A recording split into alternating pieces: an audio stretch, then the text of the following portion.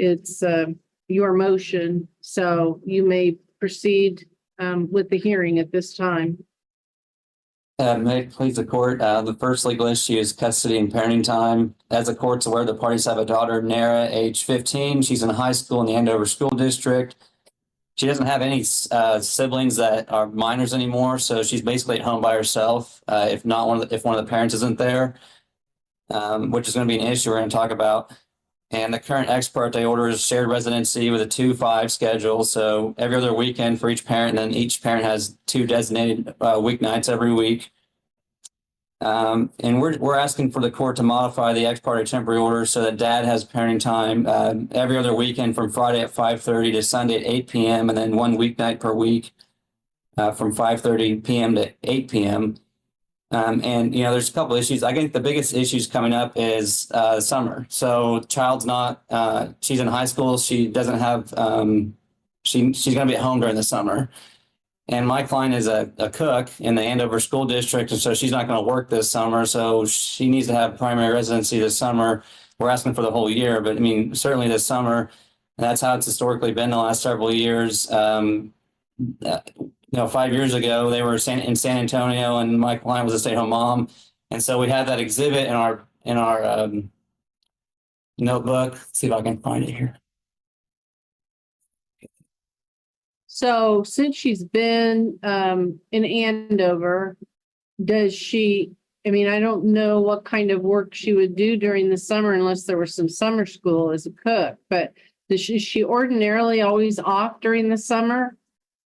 Yes, yeah. So when they were in San Antonio, I'll just give a history here. They moved to Wichita. It'll be 2 years ago this July. And so before that, they were in San Antonio, and she was a stay-at-home mom. And then when they moved here 2 years ago, she continued that. And then it was just 2 months. And so 2 months into last year, she took this job as a cook. And so she's historically been a stay-at-home mom, hasn't worked in the summer, and the child's 15, so she needs someone to watch her. She doesn't drive yet.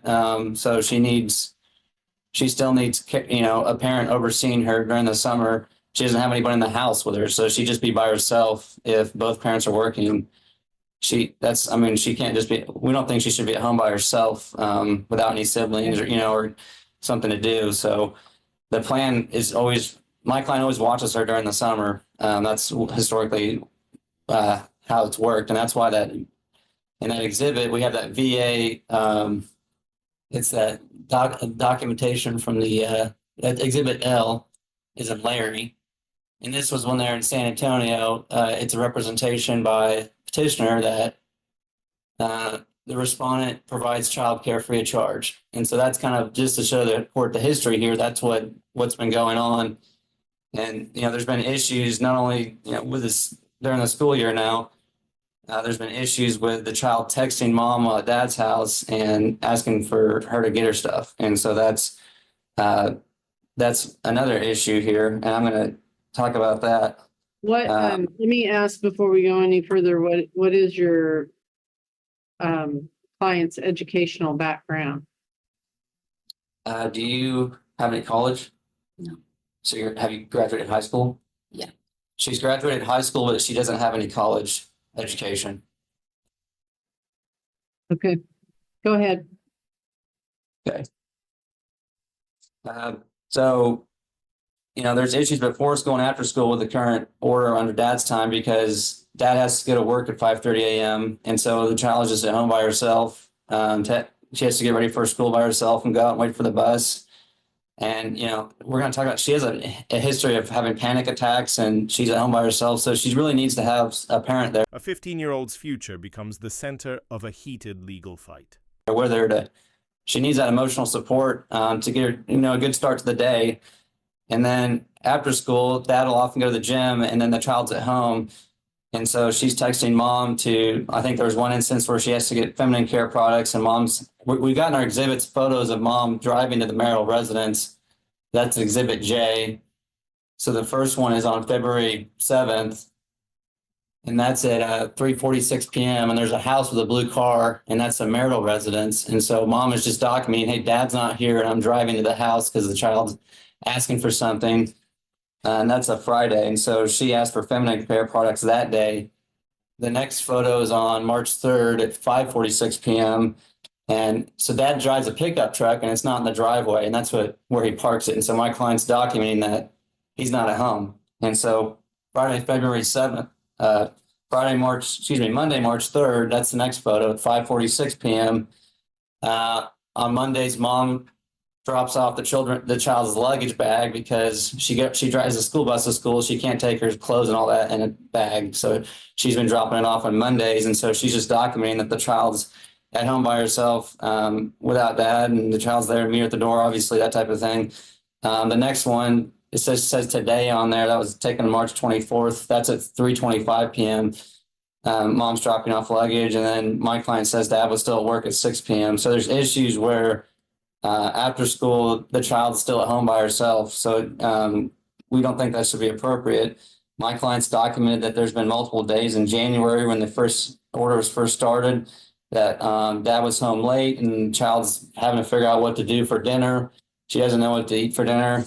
On the 21st, we have a text message in our exhibits where dad says, Exhibit K, dad says, hey, you can pick up Nara, but please be sure to bring her home by 9 o'clock. That was his day for parenting time, but he had to work late. And my client had to actually drive to the military base and get his sergeant involved to make this happen because she was so worried about her being home all evening by herself. So that's really the issue here is Well, there shouldn't be any reason why she can't at 15 stay at home by herself. Although at 15, I don't think it's the wisest thing for a child to be home a lot by themselves and not their activities be supervised. And I don't know, they didn't seem to indicate they were aware of these anxiety, fear issues, but I would imagine the breakup of her parents have certainly caused her some angst, and that a counselor can hopefully help with that. But I mean, we're not going to get a situation. I agree. If he's swinging shifts, first, second, third, and he's not there in the morning and he's not there when she gets home, and nobody's supervising her phone activities or computer activities or who's at the house and that kind of thing, that's problematic.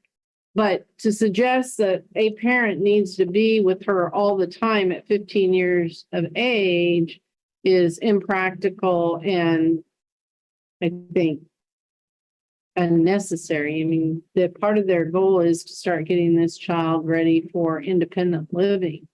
But I can understand that this is quite an adjustment for her. But what is the concern about extended periods of time and the child either not being able to cope, being alone, or it lends itself to her not being properly supervised?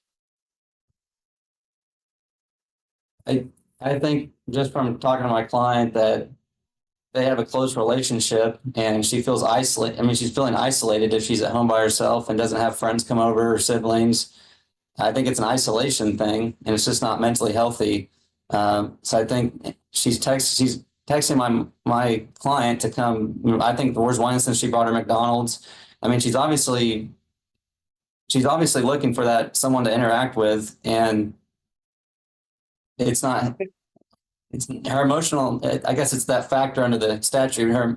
It's her emotional needs that aren't being met. If you wake up and you're responsible for getting yourself ready for the day and you're 15, you have to go out to a bus. And then, I mean, kids need more emotional support than I think that at that age than what she's getting under the current circumstance. So it's really the emotional needs. My client's proposal is going to meet her emotional needs better. Okay. Exhibit I, we've got a photo of an unsecured firearm. We've got their exhibits. It's now it's now secured. It's great. Want the court to be aware, though, that it was probably our motion that caused that. So there's evidence, obviously, that wasn't the case, and so that's obviously a concern. Can you tell me who the therapist is that she's seeing? So what I understand is my client scheduled for her to see a therapist, and then the petitioner sent a message saying, "Hey, I wasn't invited," and my client thought she was going to get in trouble for scheduling it without him. So it's my understanding they never really took off.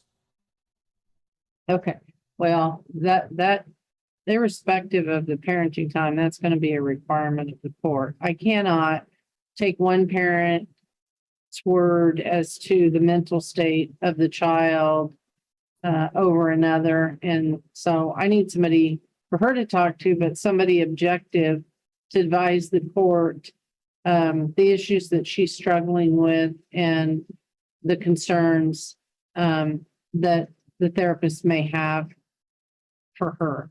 And that's just helpful in these kinds of situations to have an independent third party that hopefully is a advocate for the child and can provide the court with some insight as well. Okay. All right, Moving go on ahead. moving on to the next legal issue, spousal maintenance. The court's aware my client works 32.5 hours a week, earning $13.77 an hour. The ex parte order kicked her out of their marital residence, their house. And so the ex parte spousal maintenance right now is $1,000 a month. Ex parte child support's $83 a month. So she's getting $1,083 a month plus her income from her employment. It's just simply not enough to live in a reasonable accommodations. So we are asking for spousal maintenance to be increased. I looked at Dad's original domestic relations affidavit, and I think there were some errors. He filed an amended one, but I figured his ability to pay maintenance and child support was $2,405 per month, based upon his original domestic relations affidavit. He's since filed an amended one. He states that the mortgage has increased for the rental in San Antonio, and he has more expenses that he forgot to claim in his first affidavit. So he represents his ability to pay child support and spousal maintenance is $2,020 a month in his amended domestic relations affidavit. And by ability to pay, it's what you believe is left over. That's what I pay everything that's left over. That's what I'm reading. Because he's paying two mortgages. His pickup truck is $800 a month. The gas for that truck is $500. It's an extra large truck. So that's one of the issues. But yeah, the leftover amount from what he represents is $2,020. I calculated on his first affidavit for it to be $2,405. Okay.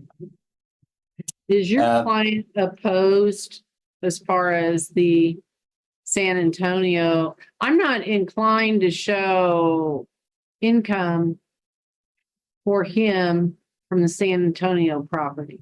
I mean, if they can establish that, you know, here's what we owe on the house, here's the mortgage payment, here's what we receive in rent, and any remaining money is put in some kind of auxiliary fund that neither one of them touch for repairs, insurance, everything associated with the house, until you guys can either litigate or come to some final resolution in the divorce. Is your client opposed to that? I mean, I don't think she's opposed to that. I think the issue is that we are asking the court to find that the rental business is breaking even. That's per the tax return, the schedule. I can't remember which schedule it is. Let's see. It's in their exhibits. It's breaking even on the 23 tax return.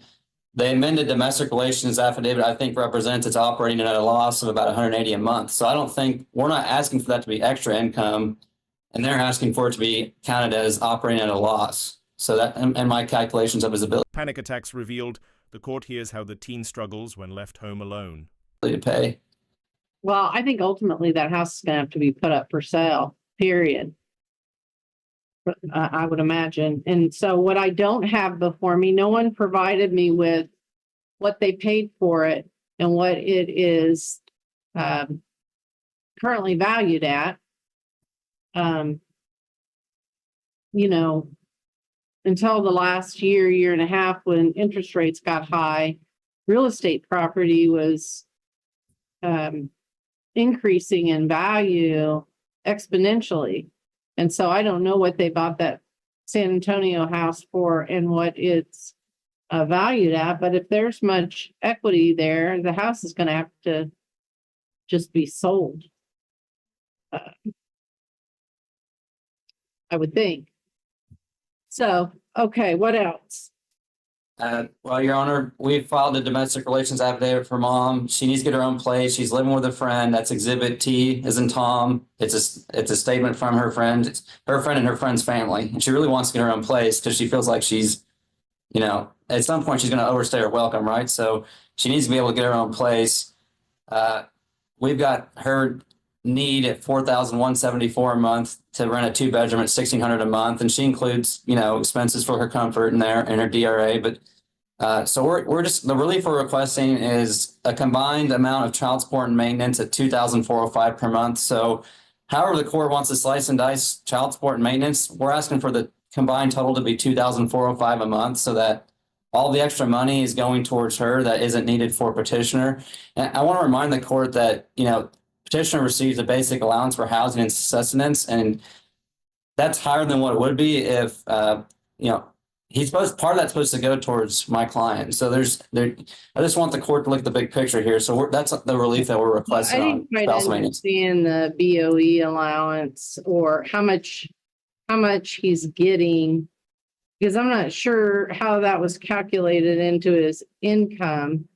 But not sure I understand the allowances that he's getting for living off base. Can you tell me exactly how much he gets as an allowance above and beyond his salary? Yes, let me look at the leaves and earnings statement.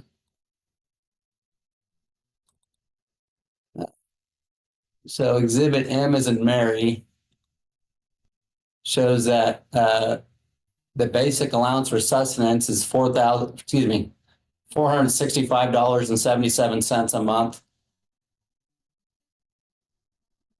And the basic $465.77 $465.77, yes. for basic allowance for subsistence, BAS. okay. What about housing? BAH is $1,686 a month. 1,000 what? $686 a month. Okay. And what's the house payment again? I'd have to look at the domestic relations affidavit. The court will give me a minute here. And does he have any kind of disability rating at all? An extra income from any kind of disability rating? No, Your Honor. Okay.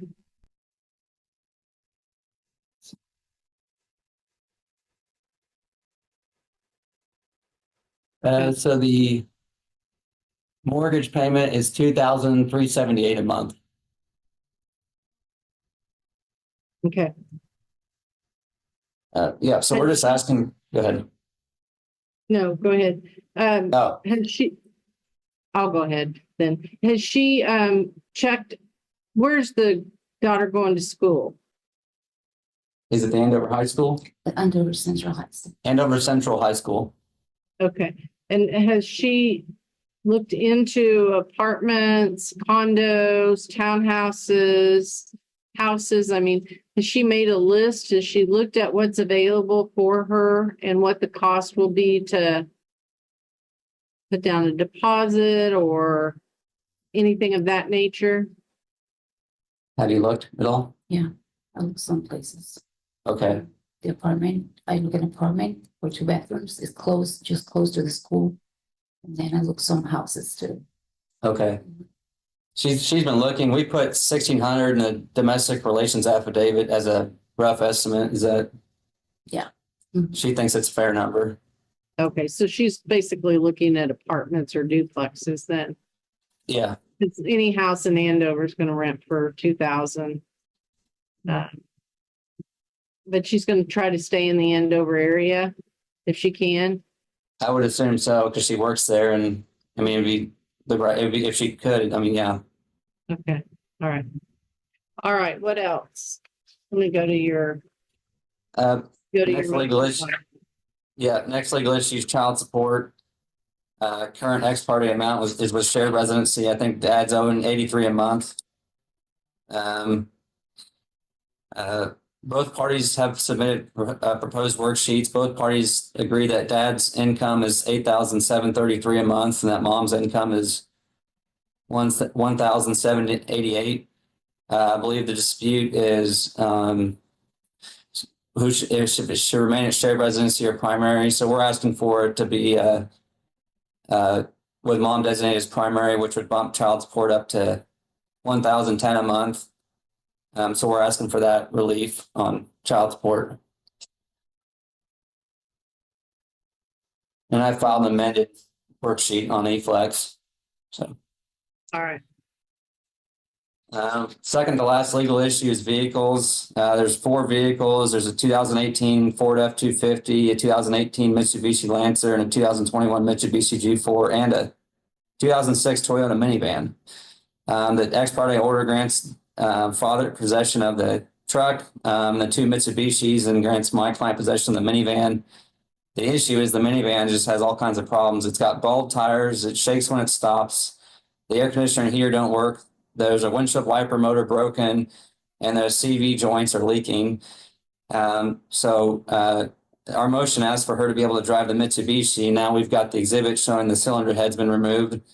My client's seen that Mitsubishi move around the driveway before. So with the cylinder head now removed, she's questioning if that was removed after the motion was filed. But irregardless, it's obvious that she can't drive that now. With all the repairs that the van needs, she's going to need it. It's going to be in the shop for a while, and she's going to get a rental car. So she's asking for a $3,000 judgment to be paid within 30 days for her to take the van to the shop and get the rental vehicle. The 2 other Mitsubishis are project cars for racing, apparently. So she needs a vehicle that's reliable and safe for the child. So that's our request for relief on the vehicle.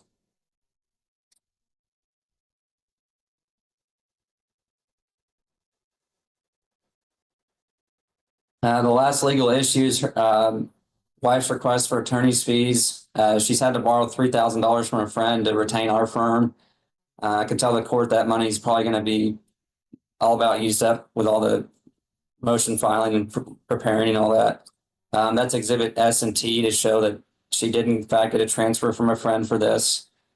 The husband's in the military. He's going to get a military pension at 20 years. That's going to be where all the retirement is. There's a little bit of money in the TS. She fights for housing support while the judge presses dad's income. When I say a little, I'm talking about $17,600. My client needs money, to pay for representation because she needs to figure out how to calculate her portion of the military pension. That requires sending discovery to figure out the credible years of military service, rank, high 36 months of base pay. And then she probably needs to hire someone to do the math, and we call them an expert witness, but we've got a person in Florida that handles it. We have a relationship with them. They can do that. But we need to get that done for her. And so we need to do discovery, and we don't know how much litigation there's going to be. So we are asking for a judgment of $8,000 to be paid the wife. And obviously the money's there in the TSP, the husband can make a withdrawal. So we'd ask for that to be paid within 30 days. And that's all I have, Donor. Okay, thank you. What about their position that the court doesn't have the authority during the temporary orders in the case to divide property? The court only has the legal authority to order the division of property at the final hearing. Your Honor, I have to look at the temporary order in this case. Most cases I see the temporary orders state that you can dispose of marital property for reasonable living expenses or attorney's fees. So let me pull up the temporary order in this case. Well, I think generally where it's been challenged is not when there's cash available, but where there are pensions or things that are tied up that have to actually physically be divided, or real estate, or things of that nature, the court making interlocutory orders to divide property. I I think it's been suggested that that's not appropriate for the court to do. I mean, I'm not suggesting that you can't get some kind of order that he pays something or a judgment or it be included in spousal support or something like that. But I'm not sure I can start dividing up assets at the, initial phase of the divorce itself. Your Honor, my response to that would be, we're asking for an $8,000 judgment. The petitioner can be responsible for getting that however he sees fit. If he wants to go get a title loan on his truck or one of his 2 cars, if he wants to sell one of those cars or both of those cars, those project cars, if he wants to trade in his truck for a smaller truck or a car, I mean, however he wants to do it, we're just asking for an $8,000 judgment, and he can do it however he wants. We have, that's our requested relief. Okay, so they own 2 houses, but they have no savings other than this TSP account. They have no CDs, no savings in the bank, no savings accounts that have any amount of money. I have to look at that domestic relations affidavit real quick. I'm just trying to find a source of cash somewhere. I mean, I'm looking at the amended DRA. There's a savings in a USAA with $1,835. There's 2 checking accounts. I assume the mortgage is paid out of both of those. So I think it's really just check to check from just observing the DRA. Okay. All right. Thank you, counsel. Ms. Story. Yes, Your Honor. First, for the record, I would like to let the court know I did file an affidavit in support of temporary orders. It was filed on January 6th of 2025. Just wanted the court to be aware of that. And also in filing that, when we declare that alternate housing is available for both parties, my client had informed me and has continued to inform me that the respondent does have 2 adult children that live in Wichita with housing available. I would like to first move to the issues regarding the daughter. Respondent does work the first shift and has worked the first shift since January of this year, and they have not moved him, and they have indicated that because he has his daughter, they are not going to move him to different shifts so that he can have a stable work time for his daughter. And that is exhibited in Exhibit 11, which has his work schedule from March, it has a schedule for March, April, June, and July to show that he will still be working the first shift. When the petitioner wakes up and gets ready for work, he makes sure that the daughter is ready for school every morning without being there, and that's confirmed with Exhibit 13. We show that he gets a text message from his daughter at 6 a.m. or around 6 a.m. every day to say, "I'm awake." Dad says, "Good morning, love you." And she says this multiple times, "I'm awake, I'm awake, I'm awake," Okay. to make sure that she is up for school. What are his hours then on first? What's your hours on first? So I come in at 5:30 and then I leave around 3:30, 3 and 3:30. It depends, but I'm usually home by 3:30, 4 o'clock. Okay. Is your job like a desk job? Do you sit a lot or are you active? Both. Okay. So I'm an aircraft mechanic, so sometimes I'm inside on a desk job. Other times I'm outside watching the aircraft launch or supervise. Okay. Do they provide you with any physical training or opportunity during the day while you're at work to do lifting or running or anything to maintain your physical? Physical activities have to be done in our own time. We don't have a time set up as working. Okay. And Ms. Story, what is your client's position about the upcoming summer? I mean, based on what I have in front of me, I'm not that concerned about his parenting time during the school week, with him leaving before she does. I do want to make sure that he has cameras around the house. He does, Your Honor. He does have cameras. Okay, but, you know, and he may have to come home, make supper and see her after school and then do an evening workout or something. I'm not sure. I mean, I think his time away from her should be restricted to, right before and after school be restricted to his work hours. But summer is going to be a long stretch of her being alone, which I agree is not preferred. So have you been able to talk to him about summer care for her? And I don't mean care in terms of like daycare, childcare. I'm just talking about somebody being available to her, checking on her, looking after her, keeping track of her activities and that kind of thing.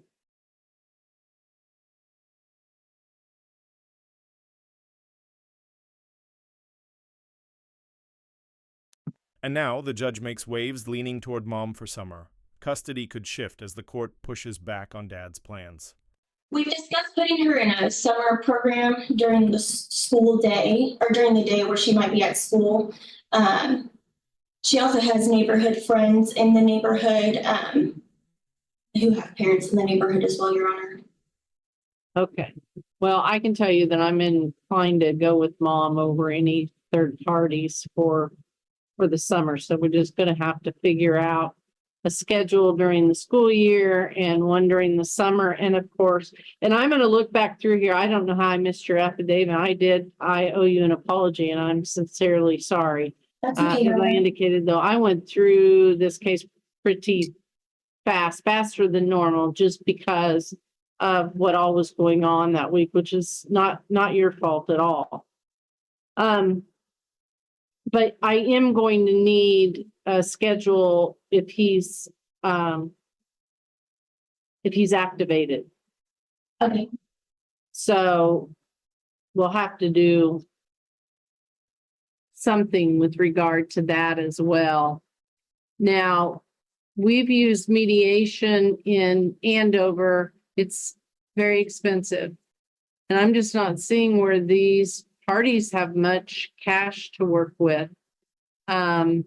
They probably each have to pay $1,000 to get started, and it could be $3,000 to $4,000 a piece to finish a parenting plan. So I'm thinking that maybe we find some kind of mediation initially, even if it's like Mediation Works or something. Some low cost mediation to get them started. Your Honor. If we can't come up with a parenting plan, unless the two attorneys want to sit down in a room together and have the clients somewhere close by. I'm never opposed to that, but you got to give the folks the skills fortunately for them, they only have one child and she's 15. And so they don't have that many years. Thankfully, this is not a 6-year-old child, because there are complications with service and things of that nature. So they don't have too far to go. But they still need some good skills to be on the same page with parenting, discipline, rules, all that kind of stuff. So do you have a mediator that you are familiar with, that you think might work for these parties? Yes, Your Honor. Midland Mediation, it's low cost mediation. It's through Kansas Legal Services. It's a separate entity of Kansas Legal Services, but it's one that I'm familiar with from working there. Okay. I think that's probably what I'm going to order. It might be that the military has mediators, but I can see that if there's some counseling going on or marriage counseling or something there, but I'm afraid it would just feel too one-sided for her. And so I think Midland's a good choice too. Okay, so he's on first shift. Yes, Your Honor. He has proposed what he thinks should happen for the summer. What else? Your Honor, we would like to address the allegations of the guns being left unsupervised. There's Okay. been gun safes in that home since they have moved to Wichita, and prior. The petitioner has had access to those safes and the respondent has had access to those safes.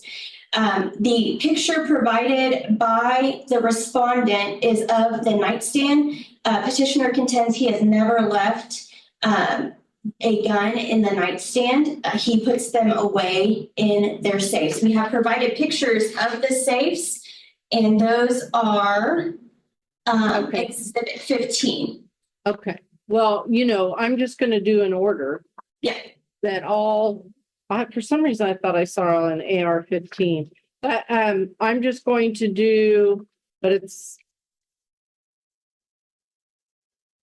171, that wouldn't fit in.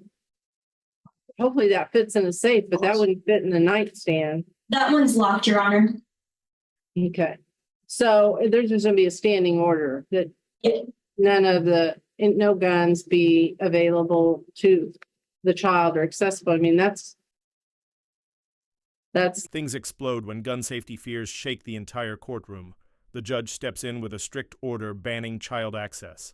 liability there for anybody with kids. And now that he's been put on notice that mom believes that she's having some adjustment issues or anxiety, we don't want, that's another reason to monitor her, get her in counseling, and just make sure she has easy access to any firearms. And he knows that, being in the military. I wouldn't be surprised if they have educational courses or something on that, but that's going to be an added order.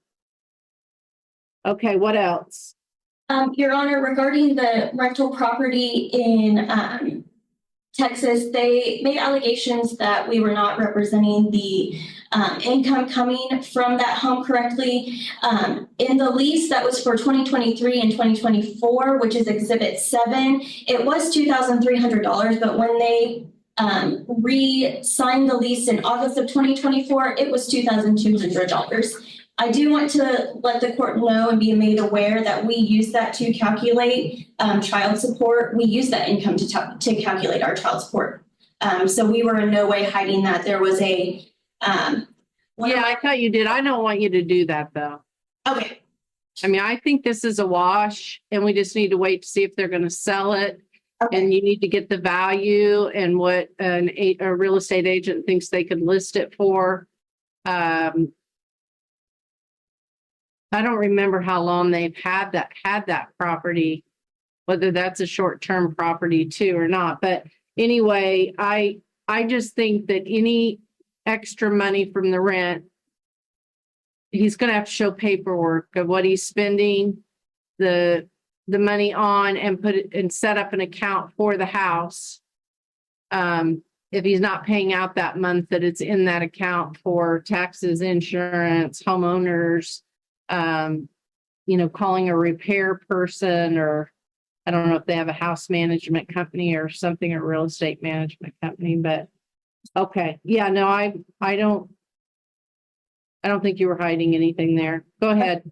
Well, and for exhibit number 9, we did provide both the court and opposing counsel the property rental mortgage statement for this year, and it does go up. So we do pay more in mortgage than what we receive in rent. And we also provided exhibit 10, the homeowner's rental fees. The mortgage includes the insurance and the taxes, and then 10 is what he pays extra for the HOA. Your Honor. Is that what puts him in the negative, the HOA fees? The HOA and the mortgage, because he's getting $2,200 from the house, but he's paying $2,400 on the mortgage, which includes the insurance and taxes, and then he's in the negative because of the HOA fees.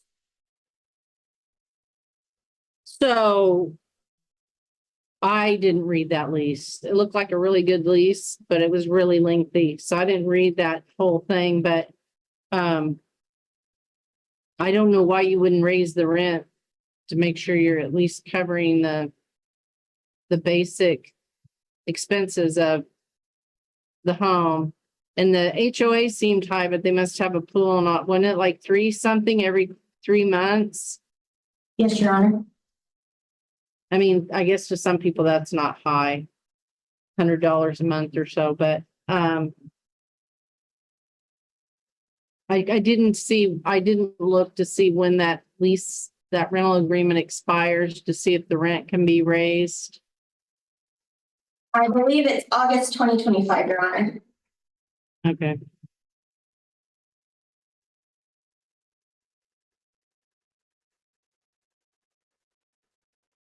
So you're asking that difference, that $200 show as an expense, that he be allowed to show that as an expense? Yes, Your Honor. Okay. Has he been the person solely managing all of this? Yes, Your Honor. Okay, I just don't quite understand why he went with 2,200. Unless he just didn't. Do you know how long they lived in the house? They've been in there, how long the parties lived in the house, Your Honor, or the Yeah. people? How long did you live in the house? 2 years? So we left in July 2023. So almost 3 years. Almost 3 years, Your Honor. The parties lived almost 3 years in that home. Okay. Okay, what else? Your Honor, we have our proposed child support worksheet. I believe Mr. Mantula, let the court know that the reason it's different is that ours we're wanting shared and they're wanting residential. So we've included our updated proposed child support worksheet. And as for spousal, Your Honor, I want to touch base a little bit on the spousal. They're claiming that an apartment in Andover would be $1,600 a month. Your Honor, I live in luxury apartments in downtown Wichita, and my rent is not $1,600 a month, and it's 2-bedroom, 2-bathroom. In fact, my father, who lives in Andover, lives in a duplex that has 3 bedrooms and 3 bathrooms, and it's not $1,600 a month. So I think that's a misrepresentation. I do understand that different places can have more or less, but I think before we make a decision on what is appropriate for spousal support outside of what we have been giving, there needs to be some research done before that can be changed, because that feels like a gross misstatement of what she would pay for that particular expense. Okay, maybe it's 12 or 1,300 and then utilities. I mean, I imagine she could do something with some basic utilities. And it would be 1,600 a month. Yeah, I hate for her to have to live in an apartment with the child. And I don't know how long he's going to be able to afford the house. I just don't think they're in a great financial situation for either one of them at the end of the day. Yes, sir. What did you set the spousal? I know I wrote that down somewhere. Let me look here. We set it at $1,000 per month, Your Honor. And on top of the $1,000 per month, we do have my client paying both parties' car insurance. He's paying all the marital debt, including all of the credit cards that have incurred prior to their separation. He's paying both mortgages. He's paying cell phones for both parties. In the child support worksheet, we've asked that he pay the minor child's direct expenses. So we're really asking him to pay everything that has been part of the marital debt and giving her $1,000. Finally, housing costs spark doubt and a tense closing battle. The judge questions claims, leaving both sides under pressure.